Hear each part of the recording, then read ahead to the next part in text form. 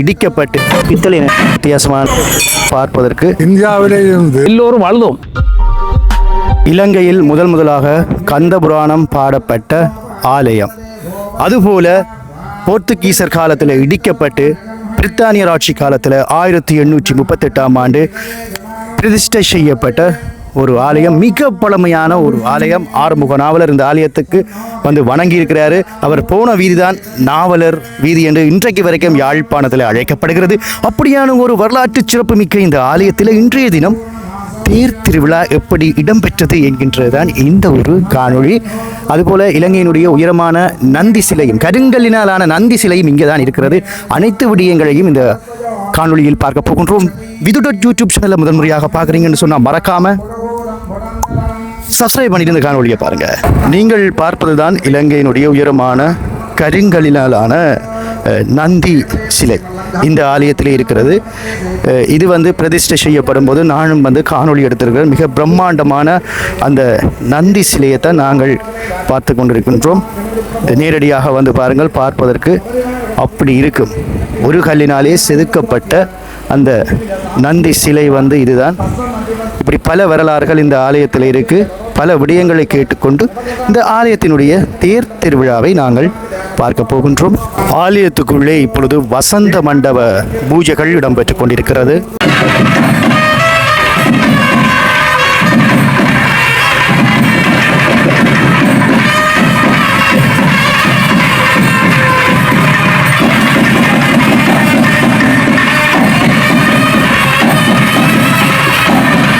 நாங்கள் நிற்கின்ற ஊர் இலங்கை யாழ்ப்பாணம் அரியாலை. 2 ராஜகோபுரங்களோடு நீங்கள் பார்ப்பது விநாயகர் ஆலயத்தை வந்து பார்த்து கொண்டிருக்கின்றீர்கள். அரியாலை நீர் நொச்சித்தாழ்வு ஸ்ரீ சித்தி விநாயகர் ஆலயத்தை நாங்கள் முதலாவதாக பார்த்து கொண்டிருக்கின்றோம். விநாயகர் ஆலயத்துக்கு அருகிலே அரியாலை நீர் நொச்சி தாழ்வு சிவன் ஆலயத்தை தான் நாங்கள் பார்த்து கொண்டிருக்கின்றோம். இன்றைய தினம் நாங்கள் சிவன் கோயில் தீரைத்தான் நாங்கள் இந்த பங்குனி மாசத்திலே இந்த காணொளியிலே பார்க்க போகின்றோம். சிவன் பார்வதி சமந்தரராக இப்பொழுது சுவாமி பக்தர்கள் தோளிலே தாங்க சுவாமியை வெளியிலே கொண்டு வருகின்ற இந்த அற்புதமான காட்சியினை பார்த்து கொண்டிருக்கின்றோம்.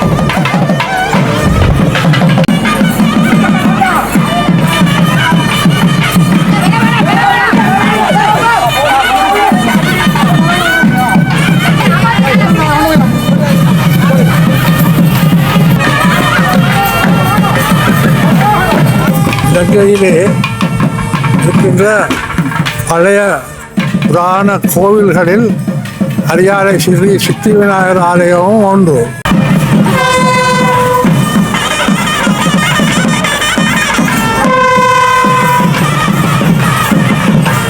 கச்சியப்ப கணேசர் ஐயர் அவர்கள் இந்தியாவிலே இருந்து இந்த திருமுறைகளை அறிமுகம் செய்வதற்கு இலங்கைக்கு வந்திருந்த பொழுது அவரே பார்த்து கச்சியப்ப கணேசனே சொல்லியிருக்கிறார், கந்த புராணம் ஏற்கனவே இந்த கோயிலிலே படிக்கப்பட்டு கொண்டு இருக்கிறத தான் நேரடியாக கண்டதாகவும் அதில் பங்கு பெற்றினதாகவும் குறிப்பிட்டிருக்கிறார்.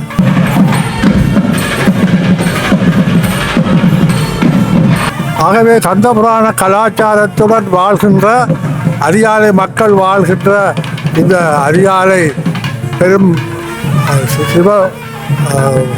சித்தி விநாயகர் தேவஸ்தானத்தின் மூலமூர்த்தியாக விளங்குகின்ற பிள்ளையார் கோயிலும் அதற்கு பக்கத்திலே புதுசாக கட்டப்பட்ட 1990களின் இறுதியிலே ஸ்தாபிக்கப்பட்ட சிவன் ஆலயமும் இங்கு அருளாட்சி செய்து கொண்டிருக்கிறார்கள்.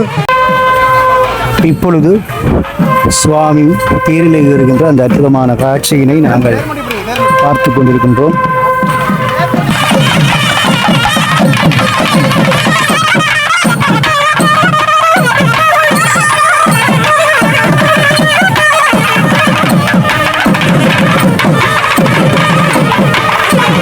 அதிகாலை மக்கள் ஆவணிகளிலே பிள்ளையாருக்கு திருவிழாவும் பங்குனி மாதத்திலே சிவனுக்கு திருவிழாவும் செய்து கொண்டு இருக்கிறோம்.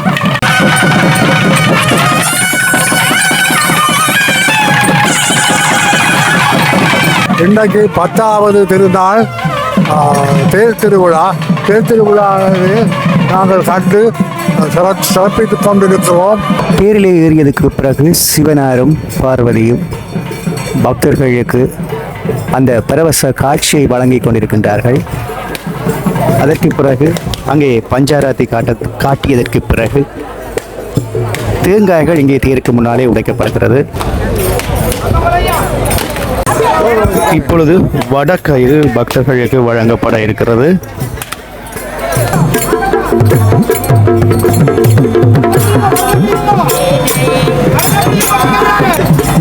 திருவிழா உபயகாரர் நிற்கிறாரு. இப்போ அவர்தான் வந்து தேருக்கு வந்து கட்டை போட போறாரு. அந்த சமயத்தில் பார்த்தீங்கன்னு சொன்னால் வடக்கயிறு வந்து பக்தர்களுக்கு வந்து வழங்கி கொண்டிருக்கின்றார்கள்.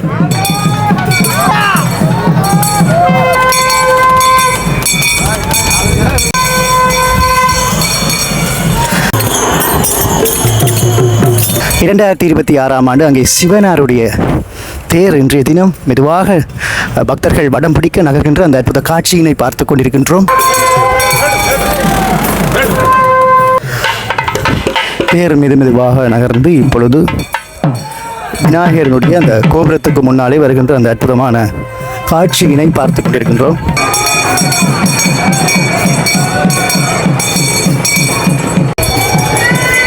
தேர் வந்து நகர வந்து மறத்துட்டுது. இப்போ தேரை வந்து எல்லோரும் பக்தியோடு எடுத்து கொண்டு இருக்கிறாங்க. அரியாலையில் அந்த தேர் நகர மறக்குது பாருங்க.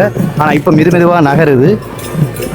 ஒரு அற்புத காட்சியினை நாங்கள் பார்த்து கொண்டிருக்கின்றோம். நீண்ட நேரம் இந்த இடத்துல இருந்து இழுத்து கொண்டிருந்தார்கள்.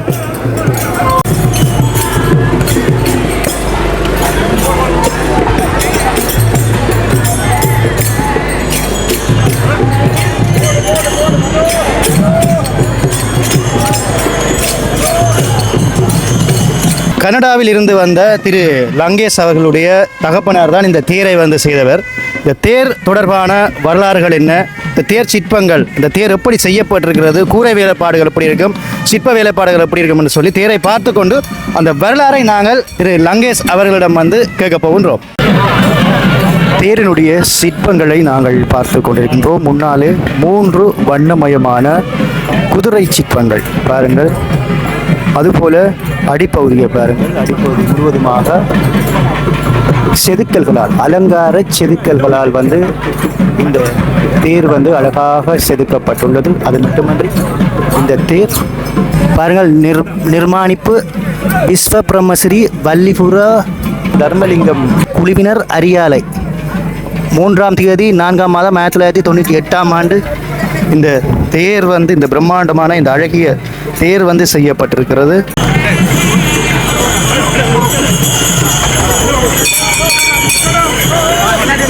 இந்த சித்திரத்தேர் பற்றி நான் கூற வேண்டுமாக இருந்தால், இந்த சித்திரத்தேர் முதலாக 1977ஆம் ஆண்டு அச்சு வைக்கப்பட்டது. தேரினுடைய கலச பகுதியை நாங்கள் பார்த்து கொண்டிருக்கிறோம். அடுத்ததாக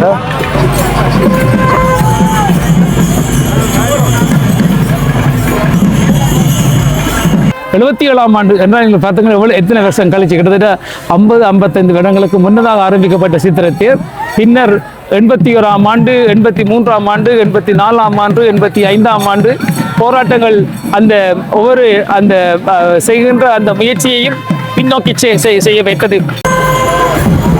அடுத்ததாக நாங்கள் தேரினுடைய சக்கரங்கள், உருண்டோடுகின்ற சக்கரங்களை பாருங்கள். முன்னாலே வந்து ஒரு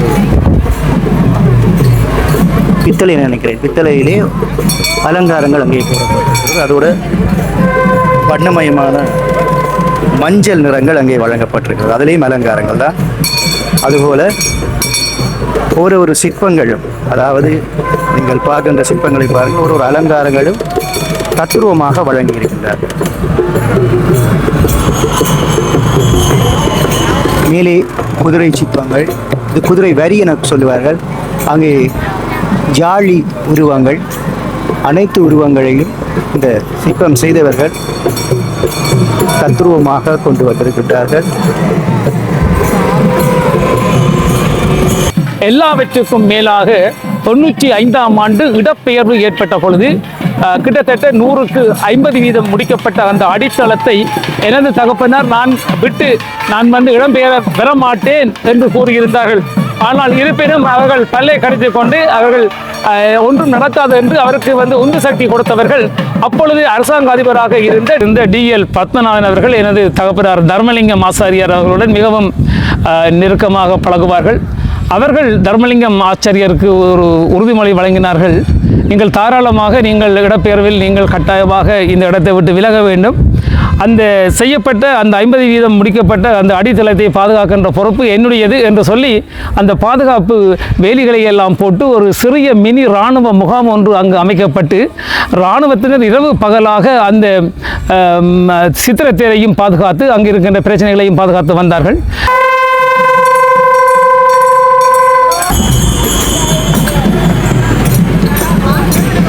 தேர் வந்து சிறிய தேராக இருந்தாலும் சிற்பங்கள் வந்து அதிகம். அதே போல் கூரை வேலைப்பாடை பார்த்தீங்கன்னு சொன்னால் பாருங்கள், மிக மிக அழகான அந்த வர்ணங்களுக்குள்ளே அலங்காரங்கள் அங்கே போடப்பட்டிருக்கிறது. ஒவ்வொரு அலங்காரங்களும் பார்த்து பார்த்து செய்திருக்கின்றார்கள்.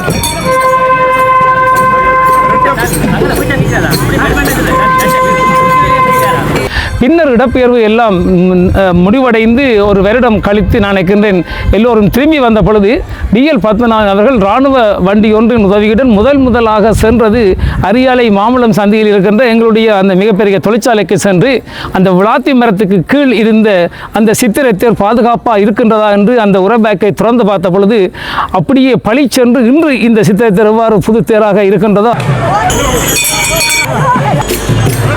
அதே போல காட்சி கொடுத்தது. அது அந்த சிவபெருமானின் மிகப்பெரிய ஒரு அற்புதம். எல்லோரும் அழுதோம், கண்ணீர் வடித்தழுதோம். நான் அதை நேரில் பார்த்து நானே அழுதேன். திருமண நிகழ்வுக்கு நான் இங்கே 93ஆம் ஆண்டு வந்த பொழுதெல்லாம் நான் வந்து அந்த சித்திரத்தேரை செய்து முடிக்க வேண்டும் என்று சொல்லி எங்களுடைய திருமணத்துக்கு சேர்ந்த காசுகளை கூட நாங்கள் அந்த சித்திரத்தேரை செய்ய வேண்டும் என்று சொல்லி தகப்பனாரின் கையில் கொடுத்தோம். பலர் மரங்களை எங்களுக்கு இலவசமாக தந்தார்கள், நாங்களும் மரங்களை வாங்கியிருந்தோம். ஆகவே இவ்வாறு பல சவால்களை தாண்டி 98ஆம் ஆண்டு இந்த சித்திரத்தை செய்து முடிந்து வெள்ளோட்ட நாள் நிர்மணிக்கப்பட்ட போது எனது தகப்பனாரின் வாயால் இரத்தம் வந்து கக்க துவங்கியது. ஏனென்று சொன்னால் அவருக்கு ஏற்பட்ட அந்த தைராய்டு கேன்சர் 4வது ஸ்டேஜ், அதாவது 4 ஸ்டேஜை கடந்து இறுதி ஃபைனல் ஸ்டேஜுக்கு வந்த பிறகுதான் அவருக்கு அந்த தொண்டையில் ஏற்பட்ட அந்த நோய் அவருக்கு தெரிந்தது. அதன் பின்னர் அவர்கள் வந்து உடனடியாக கொழும்புக்கு மாற்றப்பட்டு டிஎல் பத்மநாதனை அவர்கள் சிறப்பான விமானம் மூலம் மன்னிக்கவும் உலங்கு வானூர்தி மூலம் அவர்களுக்கு அந்த உதவியை செய்து அவர்கள் கொழும்பு வந்து ரோயல் ஹாஸ்பிட்டலில் 2 மாதம் இருந்து பின்னர் அவர்கள் உயிர் நீத்தார்கள். அவர் இறக்கின்ற பொழுது இந்த தேர் என்று புலம்பிக் கொண்டு இருந்ததால் 9 மிகப்பெரிய சித்திரத்தேரின் படத்தை நாங்கள் படம் எடுத்து அவரின் இருந்த அந்த அறையினுள் 3 முன்பக்கமாகவும் இடப்பக்கம் வலப்பக்கமாக 3 9 அழகிய அந்த சித்திரத்தேரின் படத்தை நாங்கள் அங்கு வைத்த பொழுது அவர் அதை பார்த்த பொழுது கலர் நல்லா இருக்கிறது, நன்ற வடிவாக இருக்குன்னு சொல்லி புலம்பி கோமா ஸ்டேஜில் இறந்தார். அது மிகப்பெரிய எங்களுக்கு ஒரு பெரிய இழப்பும்.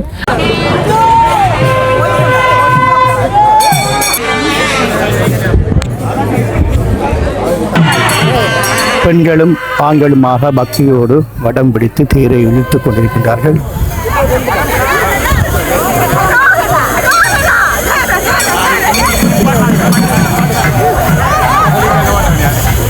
அவர் தொடர்ந்து இருந்திருந்தால் இங்கே வந்து 300 வீடுகளை கட்டியவர்கள் அரியாலை மண்ணுக்கு பலரை அழைத்து எல்லோருக்கும் அந்த மரத்தொழில் என்பதை ஒழுங்காக கற்பித்து இன்று அரியாலையில் எல்லோரும் ஒரு பணம் சம்பாதிக்கின்ற தொழிலாக மரத்தொழிலை வைத்திருக்கின்றார்கள் என்று சொன்னால் அது எங்களுடைய தகப்பனார் தர்மலிங்கம் அவர்தான் என்று சொன்னால் மிகையாகாது. அவர்கள் சாதி மதம் இனம் பார்க்காமல் எல்லோரையும் அன்பாக அழைத்து அந்த மரத்தொழிலை அவர்களுக்கு சிறப்பாக பழக்கி இன்று அந்த அரியாலை என்றால் ஆலைகள் நிறைந்த இடம் அரியாலை, அதற்கு பெருமை சேர்த்தவர்கள் தர்மலிங்கம் அவர்கள். ஏராளமான பாடசாலைகளை கட்டியவர்கள், இந்து ஆலயங்களை அமைத்தவர்கள். குறிப்பாக இந்த அரியாலை ஸ்ரீ சித்திர தேவஸ்தானத்தில் 50 வருடங்களாக தொடர்ச்சியாக விராட் விஸ்வ பிரம்மகுல ஆசாரிய சேஸ்திர அந்த தகமையை வைத்துக்கொண்டு இங்கிருக்கின்ற சித்திரத்தேர்களை பராமரித்தல், அதுபோல சித்திரத்தேரை உருவாக்குதல், மண்ணுக்கு பெருமை சேர்த்தல், இவ்வாறாக பலவற்றையும் செய்து கூறியிருக்கின்றேன். நான் நினைக்கின்றேன் நான் தந்த தகவல் போதும். விது தயவு செய்து பார்க்கின்ற மக்கள் எல்லோரும் கனடாவில் மட்டுமல்ல உலகளாவியில் இருக்கின்ற மக்கள் அவற்றை சேனலை சப்ஸ்கிரைப் பண்ண வேண்டும். அந்த பெல் பட்டனை அமர்த்த வேண்டும். நோட்டிஃபிகேஷன் மூலம் அவர்கள் தருகின்ற உடனுக்குடனான பிந்திய செய்திகளுடன் மட்டுமல்ல, சிறப்பான ஆலயங்களின் விழாக்களை எல்லாம் நீங்கள் பார்க்க முடியும் என்று கூறி அவரின் இந்த பணி மென்மேலும் வளர வேண்டும். பக்தர்களுக்கு இங்கே பிரசாதம் வழங்கிக் கொண்டிருக்கின்றார்கள்.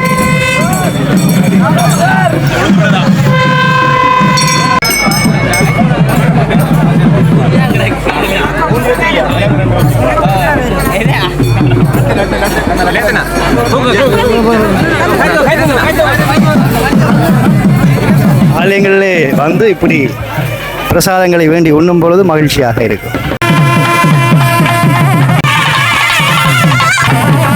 கனடாவில் இருந்து வந்த லங்கேஷ் அவர்கள் பணத்தை அள்ளி வழங்கி கொண்டிருக்கிறார். தவில் நாதஸ்வர குழுக்களுக்கு பணத்தை வழங்குகின்ற அந்த காட்சியினை பார்த்து கொண்டிருக்கிறோம்.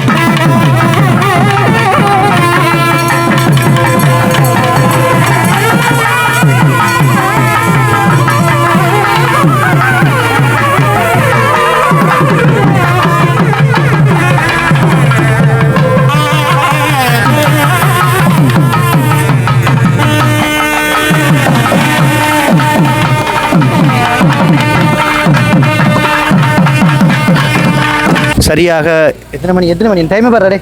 நேரம் 10:30 மணி.